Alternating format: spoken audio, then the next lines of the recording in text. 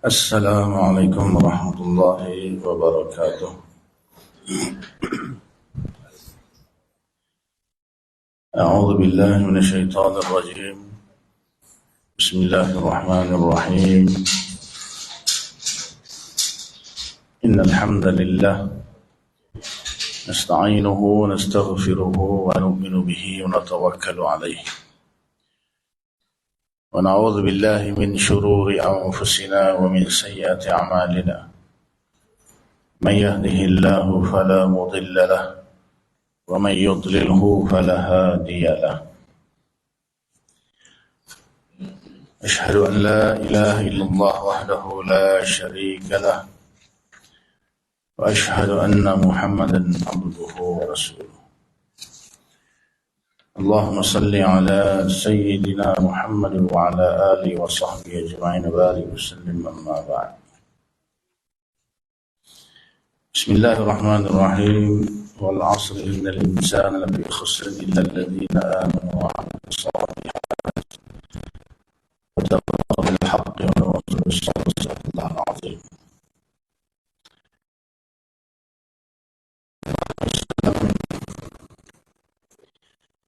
من سلك طريقا يلتمس فيه علما سهل الله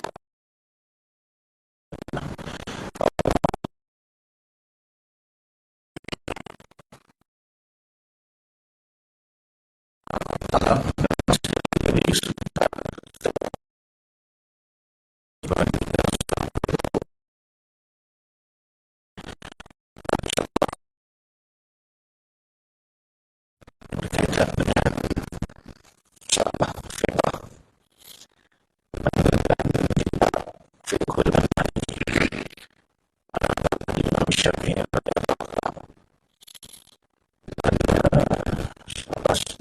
dan satu Alhamdulillah.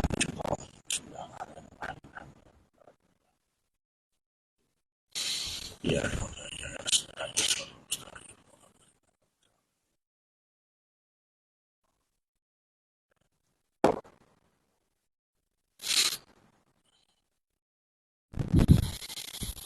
surat 49 sambungan daripada perbahasan yang lepas, itu kewajipan-kewajipan yang dilakukan ke atas mayat atau jenazah. Tajuk kita pagi ini mengebumikan mayat, menanam atau mengebumikan mayat. Sekurang-kurangnya cara yang wajib mengebumikan mayat ialah di dalam lubang yang tidak boleh keluar baunya dan tidak boleh dibongkar binatang buas, dan keadaan mayat itu menghadap kiblat, dada dia. Jadi ini dia punya kaedah umum. Kaedah umum dia ialah bila mayat itu ditanam, maka dia tidak akan berbau lah, sebab semua bangkai dia akan mengeluarkan bau busuk. Dan sebahagian binatang dia akan makan bangkai, termasuklah bangkai manusia. Maka dia ditanam sekira-kira tidak dapat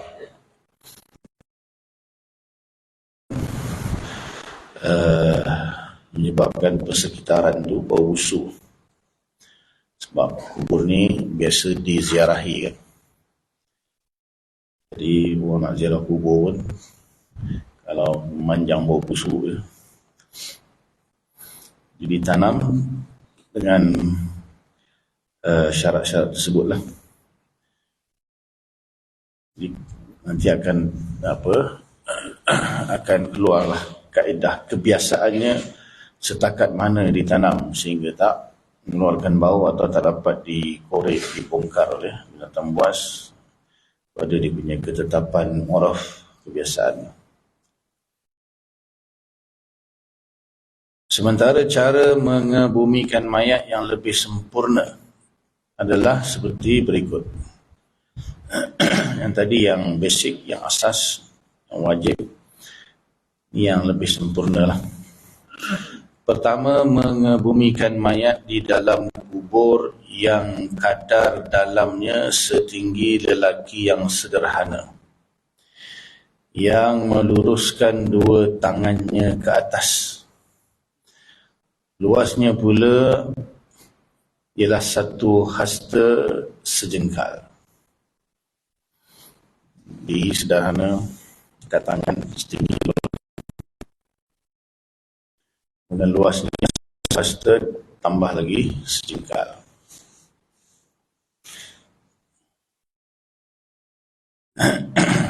Hal ini berdasarkan hadis daripada Hisham bin Amir radhiyallahu ta'ala anhu daripada Rasulullah sallallahu alaihi wasallam yang bersabda tentang mereka yang terkorban di Uhud. Ihfiru wa awsi'u wa ahsinu. Maksudnya galilah kubur, luaskanlah dan perelokkanlah. Riwayat Abu Daud dan Imam Tirmizi yang menyatakannya sebagai hadis hasan dan sahih. Zaman sekarang adalah ada punya ukuran dia kan.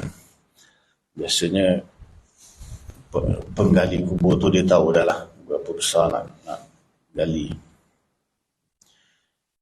Sebab setelah digali tanam balik kan, tutup balik. Jadi sekira-kira proses nak memasukkan mayat tu mudah, dikali seluas itulah. Kemudian bila ditanam semula dah, keluasan tu dah tak diambil kira dah kan. Cuma nanti dia beritahu ada yang dua jenis liang, satu liang lahat, satu liang syak. Yang kedua, wajib mengiringkan mayat ke sebelah kanan dengan menghadap kiblat. Kepala sana, kaki sana, dada menghadap kiblat. Mengiring. Dan pipinya sunat dikenakan pada tanah. Bisa buka dia punya kapan tu, ambil tanah, sumbat lah. Supaya pipinya kena pada tanah. Jika tidak dihadapkan ke kiblat dan kubur telah pun ditimbus, kubur wajib digali semula untuk menghadap ke kiblat jika mayat itu belum berubah keadaan. Tanamnya tanam, silap, tak menghadap kiblat. Akulah. Mungkin balik ke sana, tak tahulah kalau macam ni tu biasanya mungkin tak berlaku lah, kecuali kalau tanah sendirian ataupun bukan di tanah perkuburan. Kalau tanah perkuburan tu selalunya standard lah, takkan silapnya. Paling pun kalau silap terletak terbalik, mungkin lah. Dah ditimbus, besok pun teringat terbalik misal. Jadi selagi mayat tak mengeluarkan bau, itu kena tanya orang yang pakar lah dalam bab menanam mayat ni. Berapa hari, setelah berapa hari yang mayat tu akan mengeluarkan bau busuk. Maksudnya kalau teringat tu ketika hari yang kebanyakan mayat sudah pun mengeluarkan bau, kebiasaan, tak payah. Tak perlu digali semula lah untuk dialihkan. Tapi kalau masih belum mengeluarkan bau, saya pun tak pastilah berapa hari, tanya pakar. Maka wajib dikorek semula, dialihkan ke kiblat. Yang ketiga, sunat dibuat kubur yang berlahat jika keadaan tanahnya keras. Yang lahat ni L lah. Di L bawah tu dia akan buat satu ruang, mayat tu dimasukkan ke Tapi kalau tanah keras, kalau tanah lembut, koik sini dia jatuh kan. Jadi kalau tanahnya sesuai untuk dibuat liang lahat. Satu lagi dipanggil liang syak, dia bentang ke tengah-tengah. Kalau tanahnya lembut, kalau dibuat lahat, tepi tu dia tanah tu runtuh, dia akan dibuat liang syak, dibuat tengah-tengah tu digali macam parit atau longkang, letak dalam tu. Sekira-kira muat lah mayat tu diiringkan atau dimengiringkan. Hal ini berdasarkan hadis daripada Sa'ad bin Abi Waqqas radhiyallahu ta'ala anhu. Dia berkata ketika sakit yang membawa kematiannya, alhidu li lahdan wansibu alayya al-labin nasban kama suni'a bi Rasulillah sallallahu alaihi wasallam. Maksudnya, buatkanlah lahat untukku dan letakkan batu bata atasnya sebagaimana yang dibuat untuk Rasulullah sallallahu alaihi wasallam. Hadis riwayat Imam Muslim radhiyallahu ta'ala anhu di sahih. Dia kata diletakkan batu bata di atasnya. Yang ada khilaf di sini, apa maksud letakkan batu bata di atasnya tu, di atas mayat tu ke atau di atas kubur dah ditanam ke? Yang ada khilaf. Lahat ialah lubang yang digali pada dinding kubur sebelah kiblat. Sebelah kiblat. Sebelah kita tengoklah daripada mana kita tengok arah dia. Yang penting kiblat ke sana lah. Yang dia digalikan melintang macam ni, lubang dia ke sana. Tengok di sini L macam ni lah. Tengok di sini dia macam ni. L terbalik lah. Tengok belah sini.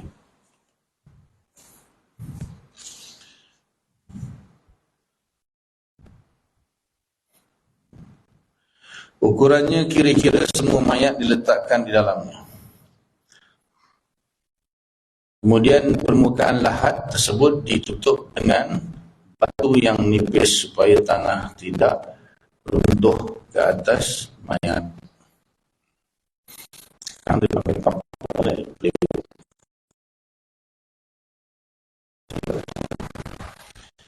Jadi seolah lebih kepada letakkan batu di atas lahat itu, bukan di atas kubur. Sebab membuat binaan atas kubur itu pun nanti ada khilaf juga.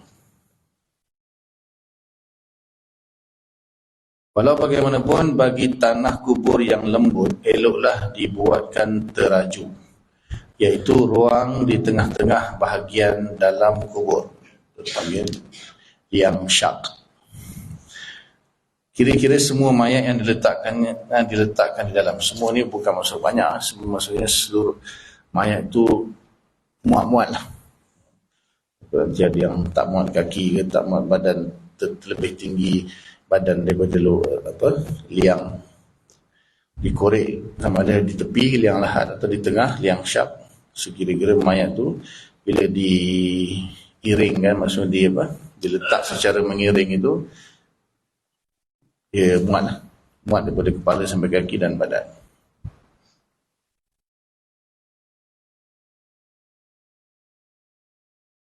Hujung dan pangkalnya dibinakan batu-batu atau seumpamanya, dan permukaannya ditutup dengan batu yang nipis. Kita sekarang banyak pakai papan, saya rasa tak silap. Kemudian barulah dikambus tanah ke atasnya, tutup dengan papan atau tepi ataupun atas liang lahat tepi.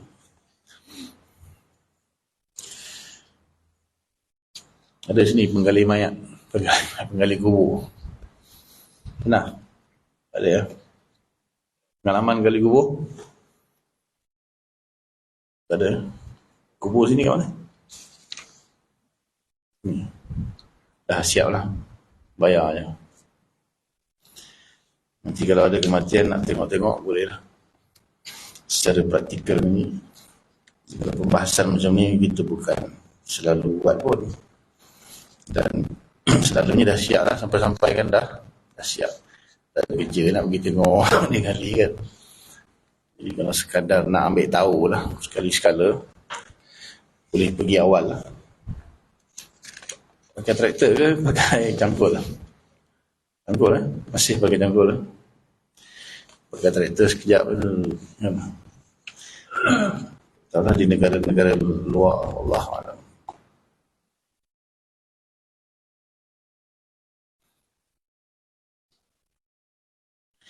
Yang keempat, sunat disorongkan mayat di bahagian kepalanya selepas meletakkannya di dalam lahat dan menghulurkannya dengan cermat.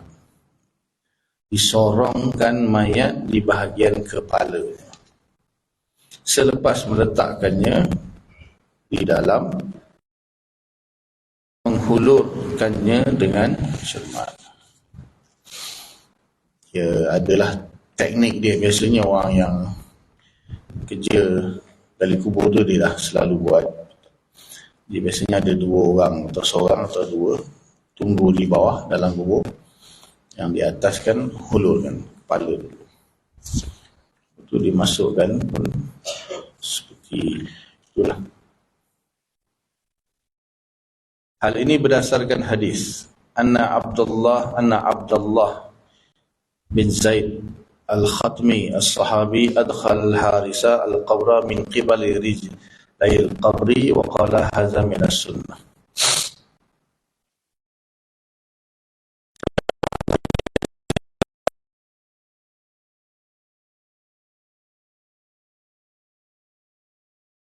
Cara ini adalah mengikut sunnah. So, duduk bahagian kaki tu, hulur kepala lah. Tarik kepala masuk. Kalau duduk bahagian kepala, hulur kaki dulu. Kan? Ini kepala sana, kaki sini. So, daripada sini. Bahagian kaki tu, dihulurkan kepala dulu. Masuk. Sambut lah. Yang kat dalam tu, sambut kepala dulu masuk. Tak. Dia kata tadi kepala, hadis kata kaki. Tak, maksudnya bahagian kaki. Bahagian kaki. Kalau kita letak masuk ke sini, kena masuk kaki dulu kan? Sebab kakinya akan duduk di sini, kepalanya di sana menghadap kiblat kan, dada. Jadi di bahagian kaki itu dihulurkan kepala dulu. Ini sambut lah. Ini semua sunat lah. Ini semua sunat-sunat. Tengok keadaan. Kalau tepi itu memang tak sesuai, tak boleh ada kubur lain ke atau sebagainya, itu lain cerita lah. Ini tengok keadaan ni semua bila sebutlah sunat itu maksudnya kalau keadaan tak sesuai pun tak ada masalah. Kalau dah termasuk tiba-tiba tadi masuk kaki dulu lah, tukar keluar balik, tak perlulah. Tak perlu. Sunat bagi orang lelaki yang akrab dengan si mati masuk ke dalam kubur untuk meratakan tanahnya, manakala orang yang memasukkan jenazah di dalam lahat sunat membaca doa. Hal ini berdasarkan hadis daripada Ibnu Umar radhiyallahu taala anhuma, anna Nabi sallallahu alaihi wasallam kana idza wada'a al-mayyit fil qabri qala bismillah wa ala sunnati Rasulillah. Ini doa dia. Maksudnya Nabi SAW bila meletakkan mayat di dalam kubur, baginda membaca doa yang maksudnya dengan nama Allah dan atas sunnah Rasulullah sallallahu alaihi wasallam. Hadis riwayat Abu Dawud dan Tirmizi. Dia kata doa, tapi doa dia bismillahi wa ala sunnati Rasulillah. Kat mana doa dia tak? Jadi bismillah itu pun satu doa sebenarnya. Bismillah itu sebenarnya satu doa. Pembahasan tentang bismillah ni panjang. Ringkasnya di sini, bila kita baca bismillah, maka maknanya dalam bab ni, aku meletakkan mayat ini di dalam kubur dengan memohon keberkatan dengan menyebut nama Allah Ta'ala. Bismillah tu maknanya apa saja pekerjaan yang kita buat. Bila kita baca Bismillah, sebenarnya kita sedang berdoa tu, kita memohon keberkatan daripada Allah Ta'ala, supaya Allah memberkati segala pekerjaan yang kita lakukan dengan bertabarruk, mengambil keberkatan daripada nama Allah yang kita sebut itulah. Yang mana nama itu mewakili Allah Ta'ala sendiri. Dan ada hadis juga mengatakan khairut du'a alhamdulillah. Sebaik-baik doa itu adalah alhamdulillah. Yang kita faham alhamdulillah itu kan memuji Allah. Tapi itulah sebaik-baik doa. Doa itu sebenarnya seruan. Dalam bahasa Arab doa itu seruan. Dia bukan bermakna semata-mata permintaan. Boleh juga doa dengan makna permintaan. Tapi doa itu sebenarnya satu seruan. So bila kita menyebut alhamdulillah, itu pun kira satu seruan lah. Sebab itu doa dimulakan dengan alhamdulillah.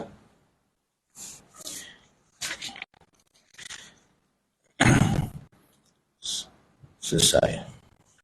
Kemudian kita nampak tadi dia kata orang yang akrab dengan si mati masuk tunggu dalam kubur, kalau dia mampu atau dia larat lah. Kalau tak ada orang, siapa sajalah yang mampu. Sebab kalau orang tu tak biasa pun berat mayat dah. Kita jatuh ke apa ke, masalah. Walaupun dia kata lelaki yang akrab, tetapi tengok jugalah dia masih larat, dia sihat, dia mampu, dia tak panik, dia tak tinggal jatuh ke apa, masalah.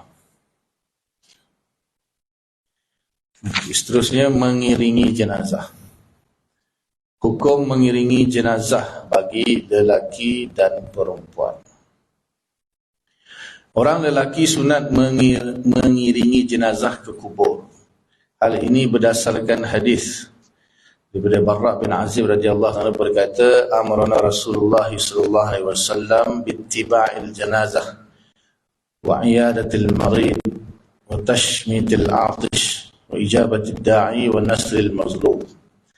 Maksudnya Rasulullah SAW menyuruh kami mengiringi jenazah, menziarahi pesakit, mendoakan pesakit, mendoakan orang yang bersin, memenuhi jemputan, dan membantu orang yang teraniaya. Hadis riwayat Imam Bukhari radhiyallahu ta'ala. Begitu juga sunat menunggu mayat selesai dikebumikan. Hal ini berdasarkan hadis daripada Abu Hurairah. Rasulullah SAW bersabda, "Man syahidal janazata hatta yusalli 'alaiha falahu qiratun. Wa man syahida hatta tudfana kana lahu qiratani. Qila wa ma qiratani? Qala mislu jabalaini 'azimain." Maksudnya, sesiapa yang bersama-sama jenazah sehingga selesai disolatkan, dia mendapat satu qirat. Dan sesiapa yang bersama-samanya sehingga selesai dikebumikan, dia mendapat 2 qirat. Lalu baginda ditanya, apakah 2 qirat itu? Baginda menjawab, ganjarannya umpama 2 buah bukit yang besar. Hadis riwayat Bukhari dan Muslim. Adapun orang perempuan tidak sunat mengiringi jenazah ke kubur. Malah perbuatan itu bertentangan dengan sunnah dan wasiat Rasulullah sallallahu alaihi wasallam. Hal ini berdasarkan hadis daripada Ummu Atiyah radhiyallahu anha, katanya, "Nuhina 'an ittiba'il janaiz wa lam yu'zam 'alaina." Maksudnya, kami ditegah mengiringi jenazah, namun ia bukanlah sebagai perintah kepada kami. Hadis riwayat Bukhari dan Muslim. Hadis sahih. Hadis tersebut menunjukkan bahawa orang perempuan tidaklah ditegah sangat dan tidak pula diharamkan mengiringi jenazah. Hal ini berdasarkan hadis daripada Sayyidina Ali radhiyallahu ta'ala anhu, katanya, "Kharaja Rasulullah sallallahu alaihi wasallam fa iza niswatun julusun faqala ma yujlisukunna. Qulna nantazirul janazah. Qala hal taghsilna? Qulna la. Qala hal tahmilna? Qulna la. Qala hal tudlina fi man yudli. Qulna la. Faqala farji'na ma'zuratin ghaira ma'juratin. Maksudnya ketika Rasulullah SAW keluar, tiba-tiba baginda bertemu beberapa orang perempuan yang sedang duduk.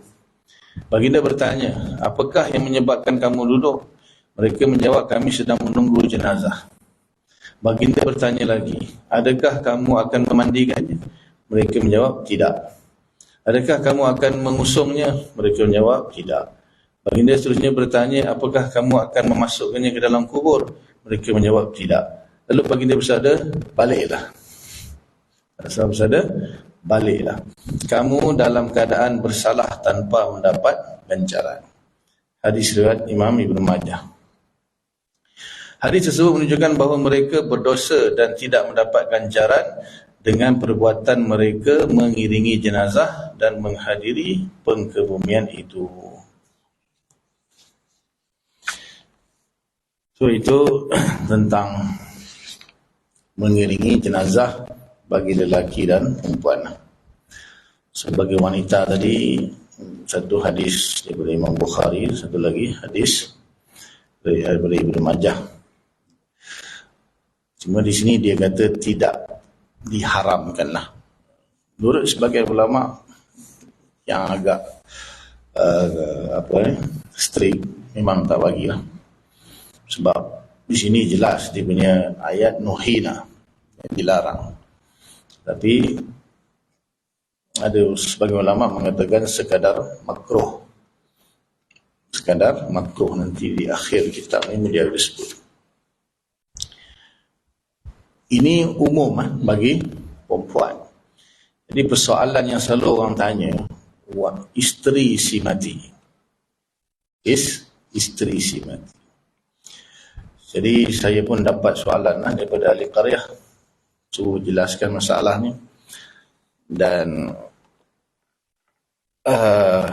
menyertakan juga video yang viral daripada ustazah yang masyhur lah di Malaysia ni.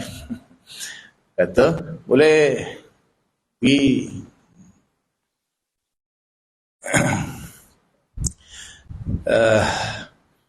saya nak komen pun masalah juga.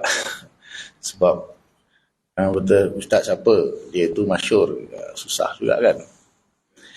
Jadi apa pun kita rujuk kepada, yang pertama rujuk kepada hukum yang telah ditetapkan oleh ulama mengikut mazhab masing-masing. Kalau orang yang ikut mazhab Syafi'i, ada hukum dia. Kalau orang yang ikut mazhab yang lain, ikutlah mazhab dia. Yang kedua, kita ikut fatwa. Fatwa yang dikeluarkan oleh mufti. Fatwa yang dikeluarkan oleh mufti. Selangor ke Selangor, KL dan kadang-kadang benda itu melibatkan seluruh negara. Fatwa kebangsaan lah dia panggil. Kalau melibatkan negeri, fatwa negeri lah. Boleh jadi kadang-kadang khilaf antara negeri, dan kadang-kadang sama lah. Kemudian fatwa itu ada yang diwartakan, ada yang tak diwartakan. Bila diwartakan, wajib ikut. Kalau tak diwartakan tu, pulang lah. Ikut boleh, tak ikut. Jadi bila ditanya itu, saya rujuklah kepada fatwa mufti yang sempat saya tengok tu KL lah.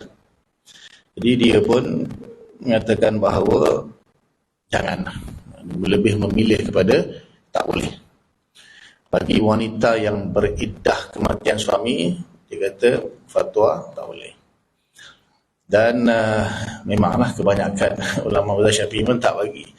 Sebab walaupun dalam video itu ustaz tu besar juga kot pangkat dia, saya pun tak pasti, dia gunakan dalil kuntu nahaitukum an ziyaratil qubur fazuruha li'annaha tazkiratun lil maut. Dia kata lil akhirah, maksudnya lil, bukan dia kata lil maut sebenarnya. Jadi dia gunakan dalil itu.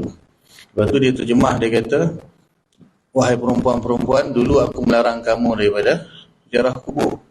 Waktu jahiliah dulu. Sekarang wahai perempuan-perempuan, ziarahlah kubur. Yang pertama, di situ Nabi tak suruh perempuan pun. Hadis tu kuntu nahaitukum. Kum ni untuk lelaki, bukan untuk perempuan. Kalau Nabi kata kuntu nahaitukunna, itu untuk perempuan. Itu untuk perempuan. Tapi Nabi kata untuk lelaki, bukan perempuan. Walaupun sebahagian hukum ditujukan kepada lelaki, dia masuk di bawah perempuan sekali. Tapi masalahnya dia terus terjemahkan hadis itu kepada perempuan. Itu kurang tepat lah. Kurang tepat. Kita kena adil atau insaf, kena jujur lah dalam terjemahan. Tak boleh semata-mata nak menegakkan kita punya pendapat, hadis pun kita minta maaf lah, ini bukan saya cakap, saya nukil je daripada ulama yang lain. So Nabi itu umum. Dan lagi satu, itu perintah tu umum. Lelaki, perempuan. Sekarang ni bila perempuan yang sedang beriddah atau lebih tepat lagi berihdad. Dia ada iddah dan ihdad. Dan ihdad ini berkabung itu lebih berat lagi daripada iddah. Dan hadis itu pun tak suruh perempuan pun. Fazuruha fi'al amar yang menuju kepada lelaki, bukan perempuan. Walaupun boleh dimasukkan perempuan di situ, tetapi umum. Sekarang ni Nabi tak kata termasuklah wanita yang sedang berihdad pun boleh bagi kita. Hadis itu am. Biasanya hadis-hadis yang umum dia ada mukhassis dia. Dia ada mukhassis. Itu hadis Al-Quran yang mentaksis, maksud membuat pengecualian. Di sini tadi hadis Bukhari Muslim, kami dilarang. Kan? Jadi pengkhususan itu telah dibuat oleh hadis lain, dia pakai taksis. Dan ilmu usul fiqh, dia orang berfatwa, dia tak boleh suka hati dia sebarang-sebarang. Dia kena tengok semua sudut, kumpulkan semua dalil. Bukan kita kata boleh, lepas tu kita ambil satu dalil, kita bubuh situ, ni Nabi kata boleh. Kita tak tengok dari segi keumuman atau kekhususan hadis, mukhatab tu siapa. Jadi hadis yang digunakan tu tak sesuai sebenarnya untuk membolehkan wanita yang sedang berihdad. Jadi baru ni pun dalam tuan-tuan bisa dengar Tahsinul Ibadah dalam IKIM FM. Tahsinul Ibadah dalam IKIM FM, Ustaz Lutfi Muharram, antara faqih di Malaysia yang terkenal lah. Masih muda tapi pilih orang lain, pilih dia ganti Ustaz Fadli Aliman. Sebarang orang tu boleh panggil. Soalan yang sama pun ditanya. Jadi dia menukilkan daripada mazhab Syafi'i, tak boleh. Tak boleh. Walaupun ada ulama lain kata boleh lah. Tetapi ikut mazhab Syafi'i tak boleh lah. Tak boleh. Sebab yang pertama, perempuan ni kalau ada kematian suami, kita kalau kata dah saya okey, tak apa. Dia hukum bukan untuk seorang, hukum untuk semua wanita. So bila ada jenis wanita, bila dia sembahyang jenazah, silap-silap dia meraung, sedih. Lepas tu tanam lagi lah, lepas ni tak nampak dah. Kalau jenazah nampak lagi mayatnya, ini lagi, kalau dah tanam lagi dia meraungnya lagi. Oh saya tak meraung Ustaz. Itu bukan masalah tu. Masalah umum untuk semua wanita. Dia tak boleh. Ya, oh saya jenis tak meraung, so tak boleh. Jadi bila ada ulama yang melarang dan ada ulama yang membolehkan, bagi orang yang warak, bagi orang yang ihtiyat, hati-hati, maka kita pilih yang melarang. Di dalam bab ada benda ulama larang kan, tapi ada kata boleh. Maka orang yang hati-hati, yang lebih selamat, maka dia ambil yang melarang. Dia ambil yang melarang. Sebab bila di akhirat nanti, bila Allah kata yang melarang itu betul, habis itu yang kata boleh itu macam mana? Ataupun Allah kata tak boleh saja pergi, habis itu kalau dia tak pergi, berdosa ke? Kalau ambil pendapat yang mengatakan dia kata Allah kata sebenarnya boleh, tetapi di dunia dia ambil pendapat yang melarang, so berdosa ke kalau dia tak iringi jenazah suami dia? Berdosa ke dia tak hadir pengubian? Tak dosa pun. Tapi kalau sebaliknya, yang Allah kata yang betul tu yang melarang. So kalau dia pergi, apa akibatnya? So dalam mengambil pendapat bila ada khilaf, so pertama kita tengok kepada qaul dalam mazhab. Yang kedua kita tengok dalam fatwa. Yang ketiga kita tengok pada takwa kita. Tengok pada takwa kita. Jadi ada hadis sahih dalam Bukhari Muslim, mayat itu diseksa disebabkan tangisan daripada ahli keluarga dia. So kalau kita sayang suami kita, kita tak nak suami kita diazab, lebih baik kita ambil kaul yang hati-hati. Tanpa menafikanlah. Ada ulama membolehkan. Kalau pula bila ada orang ambil pendapat yang melarang, ataupun ada orang ambil pendapat ulama yang membolehkan pun kita bangkang. Terpulang masing-masing. Bab ni jangan gaduh lah. Kita bukan mufti pun. Masalah guru WhatsApp bergaduh semua. Ustaz ni kata boleh, ustaz ni kata tak boleh, ni kata boleh. Siapa yang mati sekarang ni? Besok kalau lah kita mati, kan, kita nak wasiat ke isteri kita, nanti abang mati ikut pergi nazar ke, kita nak kata jangan ikut? Ya, kita kena pesan. Kita kena buat sebagai seorang suami, sebagai seorang bapa, kita kena pesan lah ke isteri kita.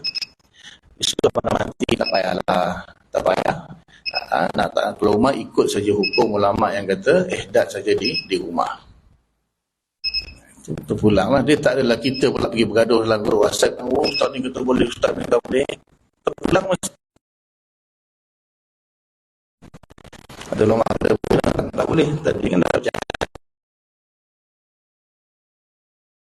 Tak sampai tahap haram. Tak sampai tahap haram.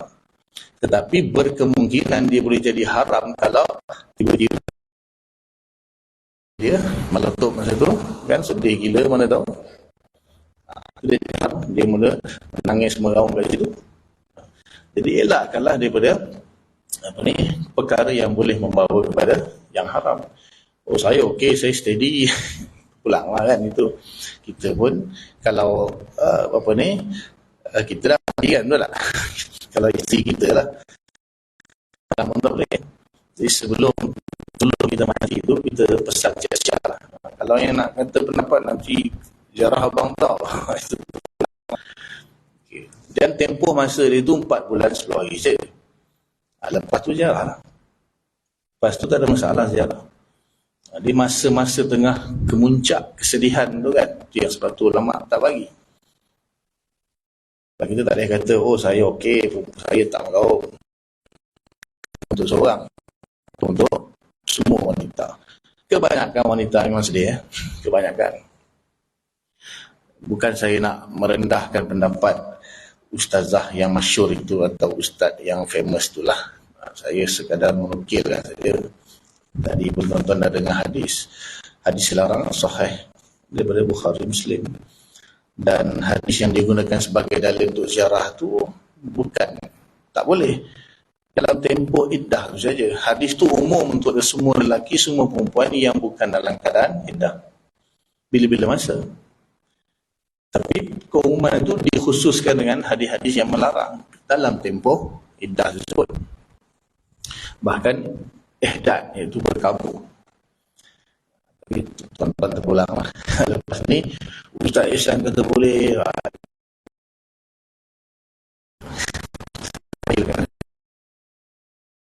Nak yang mana terpulang. Akibatnya kita sendiri tanggung. Betul? Jadi kalau kita tengok takwa, dua kemungkinan. Memang tak boleh. Siapa yang terpulang lah.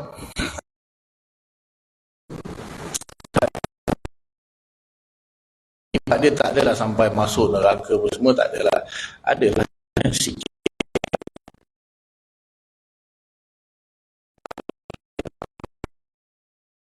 Boleh, sebenarnya boleh. Tapi dia tak pergi. Tak adalah dia berdosa sebab dia tak pergi. Tapi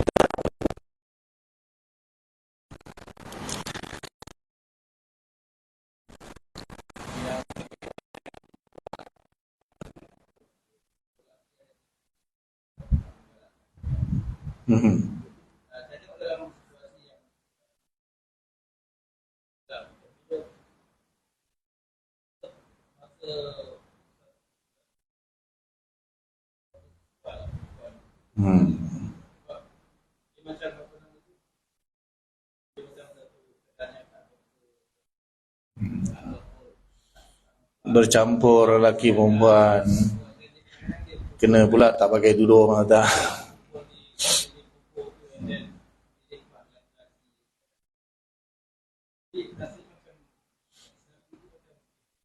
Memanglah.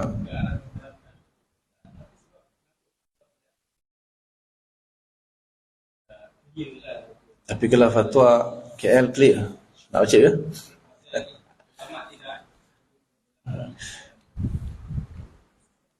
Dalam fatwa KL ni declare lah, dia kata kami memilih untuk melarang dan tidak boleh.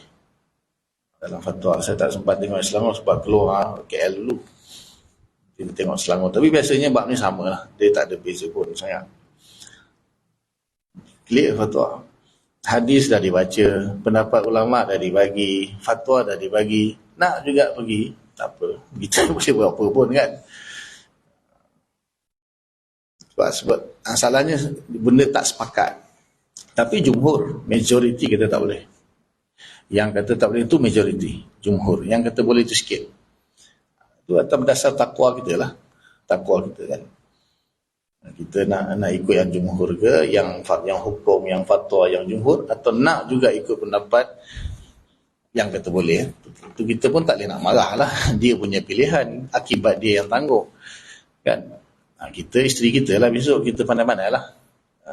Cakaplah dengan isteri dengan baik kan. Abang harap tak payahlah. Atau nak ikut bawa semua 7 keturunan. Sebab kenapa kita nak bergaduh, orang lain yang mati, orang lain yang pergi ziarah, kita pula yang bergaduh kan. Dan kita bukan mufti pun. Ustaz pun, saya pun tak boleh bagi. Saya nukil je. Apa yang hadis beritahu, apa yang ulama beritahu, apa yang fatwa beritahu. Lepas tu terpulang. Nak ikut-ikut, tak nak ikut tu terpulang. Benda macam ni pun kita kata kecil lah. Orang tak semayang tu selamba dia. Ramai je kan. Orang langgar perintah Allah, ramai tu. Macam tak ada apa je. Setakat benda macam ni, orang tak nak, aku nak pergi juga, sepati. Terpulang. Yang tanggung akibatnya diri sendiri lah. Itu je. Masalah yang kedua yang ditanya tentang keluar rumah. Keluar rumah. Ini pun masalah juga. Dia tak adalah sampai tahap Islam melarang keluar rumah sama sekali, dan juga tidak boleh keluar rumah sewenang-wenangnya.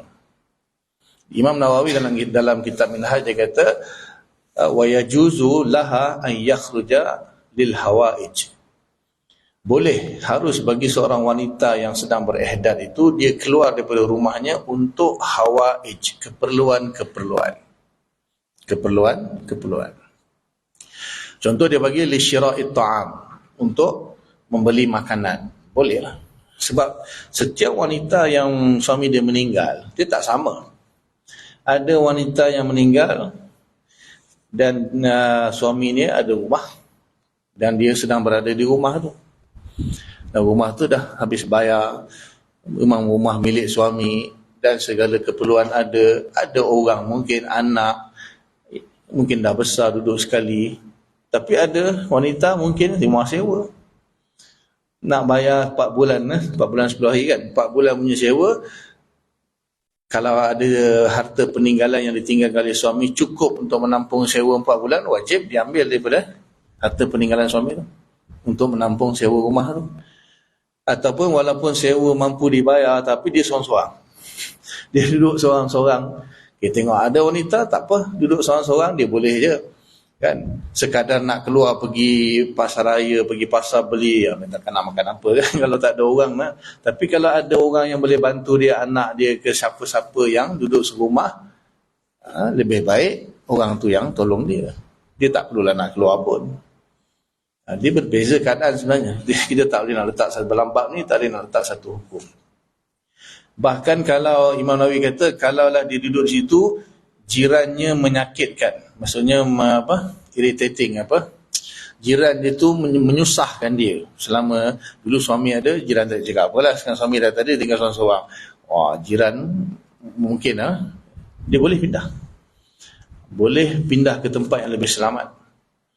Bahkan kalau jenis yang dalam video tu dia kata jenis perempuan yang jenis kalau duduk seorang-seorang jadi gila 4 bulan tu kan, jadi stres, jadi cakap seorang-seorang, itu bahkan boleh pergi rumah jiran sembang-sembang boleh. Yang tak boleh bermalam, pergi sembang-sembang tak apa, tu balik malam tidurlah kat rumah.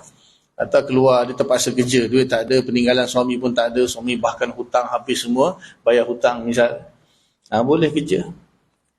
Lepas itulah wanita yang zaman sekarang, memang ketika katalah suami mati, muda dia pun muda lagi, tak boleh kerja, tak pencen lagi. Bahkan dia kerja kena, kalau tak kerja 4 bulan 10 hari, ada ke company bagi cuti, kematian suami boleh cuti 4 bulan 10 hari bergaji. Dapat cari kerja tak bergaji, pangkat pula manager. Kan perempuan sekarang macam-macam pangkat. Jadi kalau itu termasuk keperluan, tak boleh buat apa, boleh. Masa fatwa pun kata boleh. Kalau itu termasuk satu keperluan. Jadi kita kena pandai, bukan kita pandai lah, maksudnya ulama' nak mendefinisikan keperluan itu pun bermacam-macam pendapat menurut keadaan diri wanita tersebut. Jadi ada wanita, benda tu bukan satu keperluan, hanya satu keinginan saja mungkin. Pergi ziarah rumah anak boleh, dia kata. Itu satu keperluan ke? Tapi kita taklah dia kata tak boleh. Kalau misalnya benda tu dia seorang-seorang, tak adalah orang lain. Kalau dia duduk 4 bulan 10 hari seorang-seorang kat rumah, jadi gila. Boleh pergi ziarah masa nak menghilangkan stres sedih dia tu kan. Disebab mana perlulah. Benda tu kalau satu keperluan, boleh. Kalau bukan satu keperluan, tak boleh. Itu tak boleh nak letak satu ukuran yang sama bagi semua wanita lah. Macam-macam kan. Mungkin dia muda, mungkin dia tua, mungkin dia sakit, mungkin dia sihat, mungkin dia orang yang self-confident tinggi. Mungkin ada orang yang jenis down gila. Tak boleh duduk seorang-seorang, tua, tak larat. Ataupun keadaan sekeliling tak membantu dia, rumah nak roboh. Semua tu dibahas. Jadi satu-satu nak cerita ni payah. Jadi sebenarnya terpulanglah kepada wanita tu sendirilah. Dia ni macam mana. Sebab tu kitab-kitab pun bagi tahu boleh keluar untuk keperluan. Boleh keluar untuk memenuhi keperluan dia. Katalah tak ada langsung, duit dah tak ada, anak pun tak ada, siapa pun, ibu tunggal, anak tak ada. Jenis suami tinggal adik-beradik pun tak ada. Ada orang macam tu. Duit pun tak ada, habis tu nak buat apa? Duduk dalam rumah kan, tu tak boleh juga. Keluarlah jual nasi lemak ke tu, dekat tepi rumah dia ke tu, dekat depan kawasan karya dia, untuk cari sumber rezeki, boleh, tak ada masalah. Untuk memenuhi keperluan dia, kalau tak mati nanti. Sebab lah kan. Itu benda yang subjektif lah, benda yang tengok kepada keadaan wanita tersebut. Perlu. Satu keperluan untuk dia keluar, diperbolehkan. Tapi dia keluar tu bukan satu keperluan, saja-saja je nak keluar, itu dilarang. Itu dilarang. Dan dia sendiri yang tahu dia punya keperluan diri dia lah. Kita pula, misalnya kita tahu ada wanita yang kematian suami dan tak ada siapa pun bantu dia semua, kita tolong lah. Surau mungkin ada biro kebajikan kan. Dah tahu, kita tolong sempurnakan keperluan dia. Samalah dia tak perlu nak keluar sana sini. Dari segi itulah, kalau dari segi mungkin dia sedih, dia sepi, dia ziarah. Kita buat selesai seminggu sekali ke, buat rombongan, okay, minggu ni kau bawa isteri pergi ziarah, bawa hadiah, cerita-cerita, hilanglah dia punya kesedihan dia tu kan. Itu cara dia lah. Tapi tak semualah kan, tempat macam tu tak semua perempuan. Itu bab tu memang agak subjektif lah. Boleh pindah sampai duduk balik rumah mak ke misalnya kan, suami dah tak ada orang nak uruskan dia, dan dia terpusing tak boleh nak handle seorang, boleh pindah. Atau rumah bila ada dengar suami dah meninggal, nak bayar sewa tak boleh, tuan rumah nak ambil balik, ada orang lain nak sewa, pindah. Banyak lagi dia punya pembahasan tu dalam kitab Munakahat lah. Ada Munakahat sini. Ustaz yang mengajar Munakahat, boleh tanya dia, pandukan kitab. Sebab katakanlah ketika suami mati, dia tengah pergi haji, pergi umrah. Atau dia tengah berkursus dengan company dia di tempat lain, katalah dia nak kena balik segera ke, atau iddah kat situ ke. Ketika suami dia meninggal, dia berada di tempat lain kan. Lepas tu kebetulan ada rumah sendiri. Itu dia macam-macam tu dia punya hukum. Refer kepada ni lah ustaz yang mengajar munakahat dalam bab iddah wafatul zawj. Iddah bagi wanita kematian suami, ataupun istilah dia panggil ihdad, berkabung. Apa yang boleh, apa yang tak boleh, macam mana keadaan dia kalau suami tengah mati, dia di mana, dan sebagainya lah. Agak luas pembahasan dia. Cuma di situ tak adalah sampai tahap langsung tak boleh keluar, dan juga tak boleh sewenang-wenangnya keluar lah. Lepas tu kalau lah boleh semua boleh, apa maksud ihdad daripada situ? Dia kata, oh tu tak boleh bersolek, tak boleh apa ni, tabarruj dan sebagainya. Itu jelas lah. Cuma dari segi keluar rumah tu, ulama pun kata sekadar keperluan saja. 4 bulan 10 hari. Sebelum tu, setahun. Sebelum turun perintah, kata apa ni, berihdad selama 4 bulan 10 hari, sebelum tu adat jahiliah setahun. Setahun. Lama. Lalu dibagi diskaun, cukuplah 4 bulan 10 hari je. Bahkan yang lebih teruk lagi, kalau zaman jahiliah sebelum Nabi, sebelum Islam datanglah ke tanah Arab sana, wanita yang kemudian dia orang akan halau perempuan tu duduk di hujung kampung, diletak di sebuah kandang, lalu dikunci, tak dibagi apa pun, berak, kencing semua kat situ, air mandi tak ada. Sampaikan orang, setelah setahun orang yang datang nak membebaskan dia pun mati kerana terlalu busuk, terlalu teruk keadaan perempuan tu. Dia punya cerita dia lah macam tu, tak pastilah benda tu berlaku ke tak. Dia nak bagi tahu, kata sampai tahap orang yang datang lepas tahun tu nak bebaskan perempuan tu, dia pun boleh mati sebab kan keadaan perempuan tu terlalu teruk. Berak kat situ kencing setahun, jadi apa? Mandi tak setahun. Itu jahiliah. Dia orang buat perempuan sampai tahap macam tu. Islam datang, mula-mula letak kita apa setahun je. Lepas tu kurangkan lagi jadi 4 bulan 10 hari. So kalau kita pula kata, oh boleh, semua boleh, so tak ada istilah ihdad lah. Memang dari segi itu memang kita faham lah, tak boleh bersolek, tak boleh apa. Tapi keluar rumah tu pun memang, alah ada perempuan yang dia tak bersolek pun, lelaki tengok, betul? Jangan ingat Allah dah tua dah. Adakah semua wanita kematian suami dia tua? Ada wanita yang masih muda, dia tak pakai apa pun, cun melecun, betul? Jadi dia keluar. Itu semua ada sebab lah kenapa syariat. Tapi tak adalah sampai tahap langsung tak boleh keluar pun. Jangan kita anggap langsung tak boleh keluar. Dia boleh dia keluar. Dia ada 3 lah dalam, satu darurat, satu hajat, satu tahsiniat. Dalam usul fiqh dia bahas. Darurat semua boleh. Kalau bab darurat, segala yang haram pun jadi halal, bahkan wajib. Kalau darurat, rumah nak roboh ke apa, tu tak boleh keluar, aku tengah hidat ni, mati.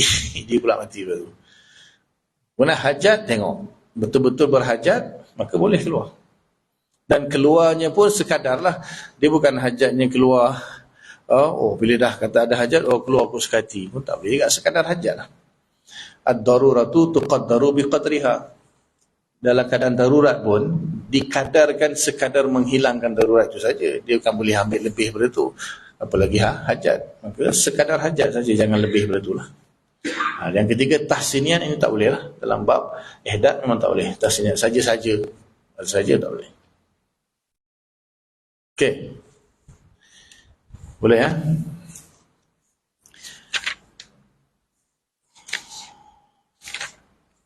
Cukup.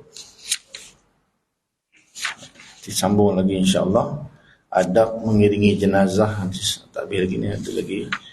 Tapi ini umumlah untuk lelaki jugalah.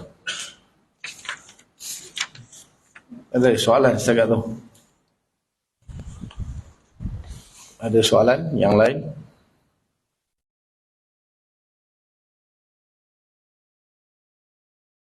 Tak ada ya?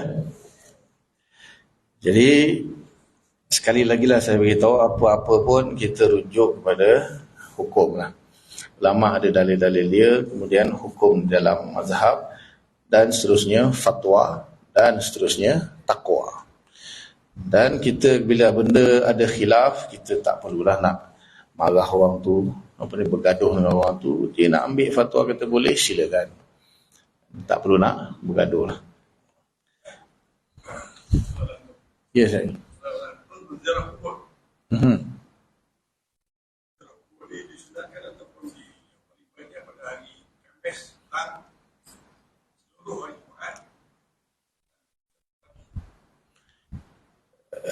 Setakat ni tidak ada dalil yang mengkhususkan bila. So biasanya ulama akan kaitkan dengan hari-hari yang boleh menggandakan pahala lah.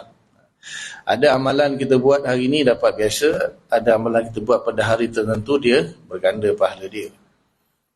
Jadi kebiasaannya orang akan dia akan buat satu amalan itu cari pada hari-hari yang menggandakan pahala lah, sebab menziarahi kubur tu benda yang disunatkan. Jadi dapat pahala. Jadi untuk dapat pahala lebih, maka pada hari-hari yang mungkin menggandakan pahala lah.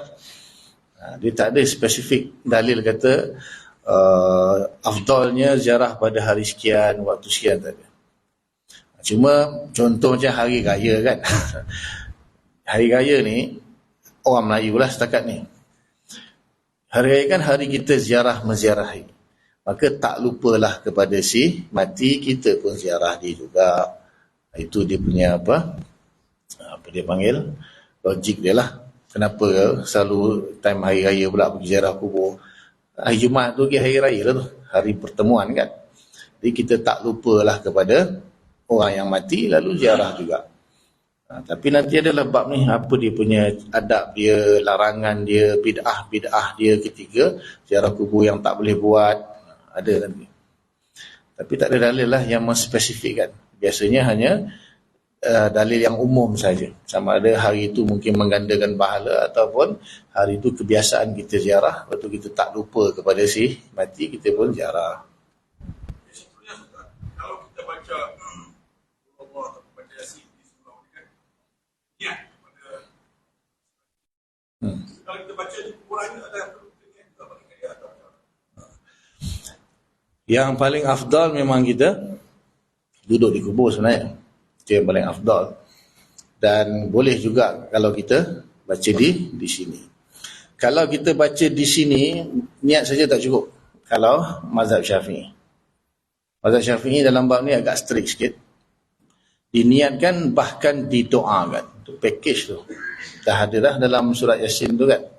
Allahumma ja'al wa awsil wa taqabbal sawaba ma qara'na minal Qur'anil azim wa ma halalna min la ilaha illallah wa ma qulnahum ya Allah wa ma astaghfarnahu wa ma sallaina ala nabiyina ila khususan hadhil mayat man istama'na hahuna bisababihim khususan ila arwahi fulan bin fulan fulan bin fulan. Kena mazhab Syafi'i kena. Cuma di depan kubur adakah perlu didoakan juga? Untuk yang lebih berhati-hati, doakan juga. Sebab tu bila dikubur pun ulama akan bawa tu, siapa ustaz-ustaz pun dia akan bawa, dia akan baca. Sebab dia spesifik lah, kita kena sebut. Cuma dari segi keafdalannya, lebih baik kita duduk di kubur, baca ayat Quran tu di situ. Kalau tak mampu, malas ke atau cuaca tak mengizinkan atau jauh, kita buat di surau pun boleh. Kalau saya hari Khamis sehari Rodi itu satu pagi ada yang mengatakan roh ada di kuburan tu, dan bila kita pergi kita baca, kita boleh bercakap apa lagi ada kan. Tapi itu satu yang itu. okey. Boleh cakap macam biasa. Lagi dia balas lagi. Kita balas saya.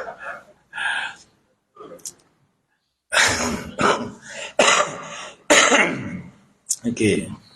Boleh Dalam bab ni ulama khilaf, cuma berdasarkan dalil-dalil.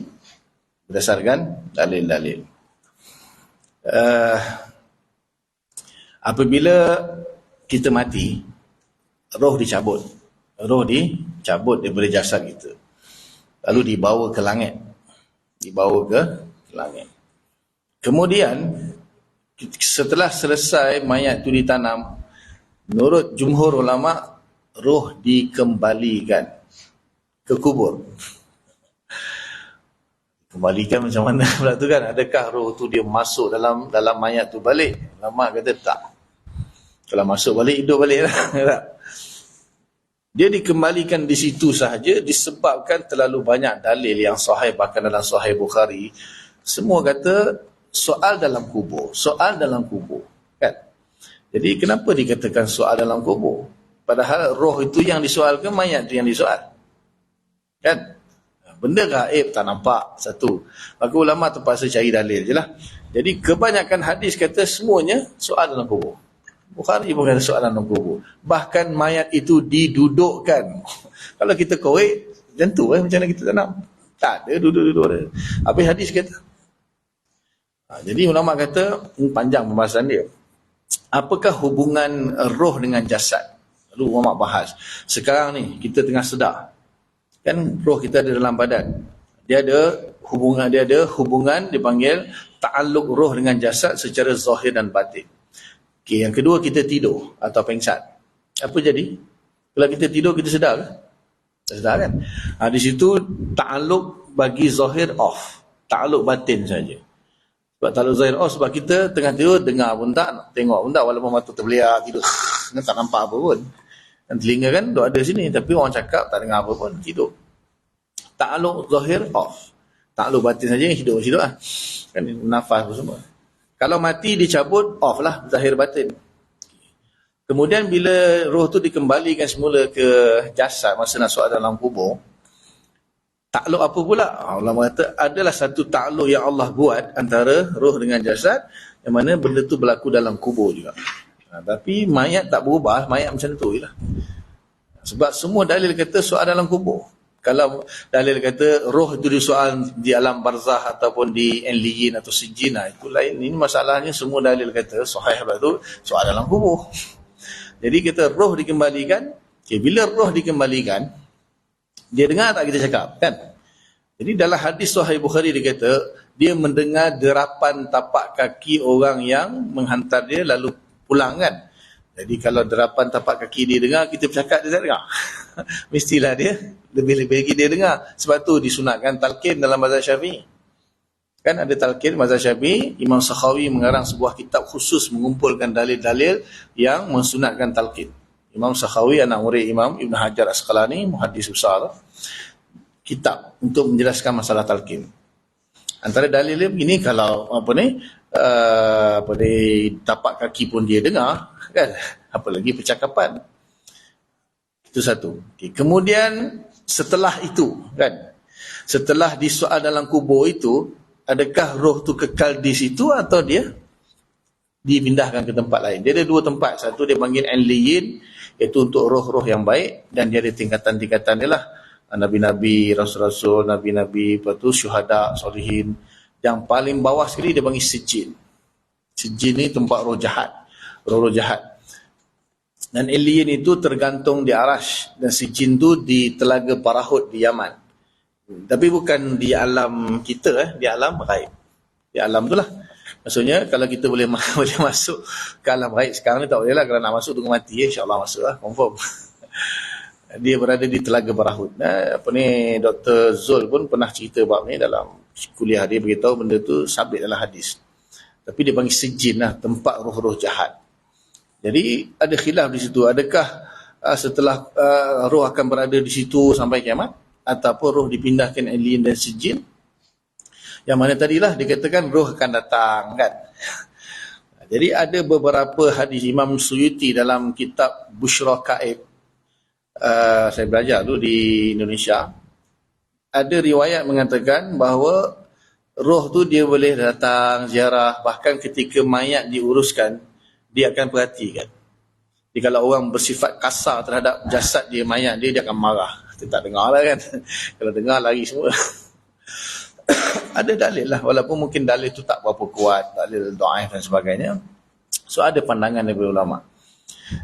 Dia kalau dari segi secara hukum akal, secara hukum akal, bolehkah roh itu dia datang ziarah, dia tak kira ziarah ke kubur ke, datang ke rumah ke apa semua ke, secara hukum akal benda tu harus, tak mustahil. Mana benda tu, kalau perkara mustahil ni maknanya benda yang Allah pun tak akan buat. Mustahil. Mana benda tu kan bagi Allah tak mustahil pun. Boleh je, tapi adakah dia berlaku atau tidak perlu kepada dalil syarak.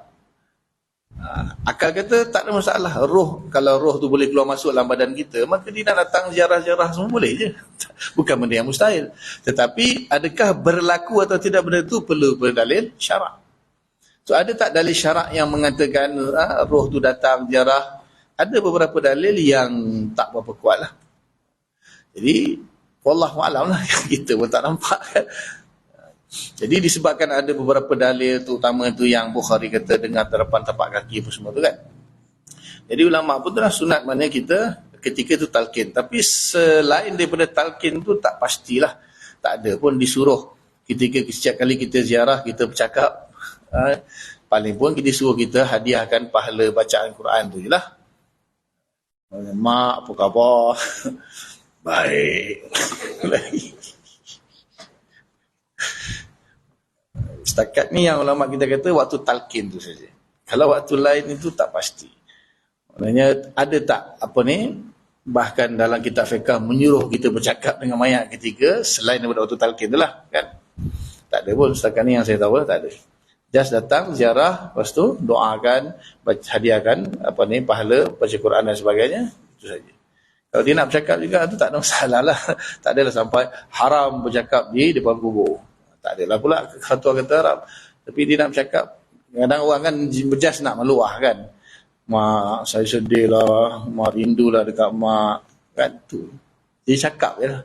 Wah, dengar ke tak dengar, ada ke tak ada roh tu, wallahu alam. Tapi tak ada suruhan dan tak ada tegahan pun nak cakap.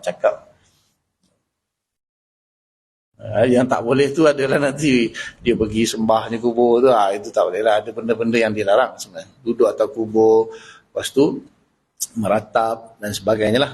Itu ada yang dilarang nanti dalam bab seterusnya insyaAllah. Cukup? Ya, setakat itu dulu apa yang baik daripada Allah Ta'ala, apa yang tak baik kelemahan saya lah. Minta ampun kepada Allah, termaaf kepada semua. Mudah-mudahan Allah Ta'ala bagi taufik untuk kita faham, amalkan, sampaikan. Tangguh dengan kafarah majlis. Subhanallah bihamdika nasyhadu an la ilaha illa anta nastaghfiruka wa natubu ilaik. Subhana rabbika rabbil izzati amma yasifun wa salamun alal mursalin walhamdulillahi rabbil alamin. Assalamualaikum warahmatullahi wabarakatuh.